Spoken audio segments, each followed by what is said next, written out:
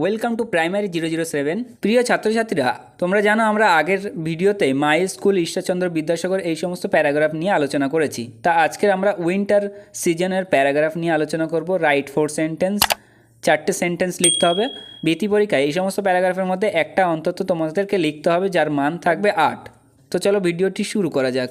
তোমরা এখান থেকে শুরু করবে। Winter season starts in the month of November and ends in February. Next line, December and January are the coldest months of the season. তারপর next line, some places have heavy snowfall and hailstorms in winter.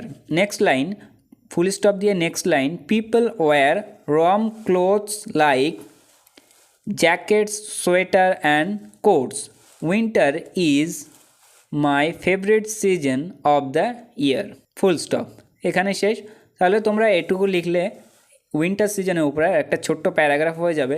এর পরবর্তী ভিডিওতে আমরা Netaji Subhas Chandra Bose, Sundarbans, your favourite food এই সমস্ত paragraph নিয়ে আলোচনা করব। আজকের ভিডিওতে এতটুকুই। তোমাদের ভিডিওতে কোনো জায়গায় বুঝতে অসুবিধা হলে অবশ্যই ভিডিওর নিচে কমেন্ট সেকশনে জানাও। বুঝে থাকলে ইয়েস লিখে কমেন্ট করো। আর যারা এখনও আমাদের চ্যানেলটিকে সাবস্ক্রাইব করোনি অবশ্যই সাবস্ক্রাইব করে রাখো, পাশে থাকা ঘন্টাটি বাজিয়ে রাখো এই ধরনের গুরুত্বপূর্ণ ভিডিওগুলি সবার আগে পেতে। আমরা পরবর্তী ভিডিওতে Netaji Subhas Chandra Bose, Sundarban, your favourite food এগুলো নিয়ে আলোচনা করব। এর আগের ভিডিওগুলিতে আমরা আলোচনা করেছি মাই স্কুল, ঈশ্বরচন্দ্র বিদ্যাসাগর।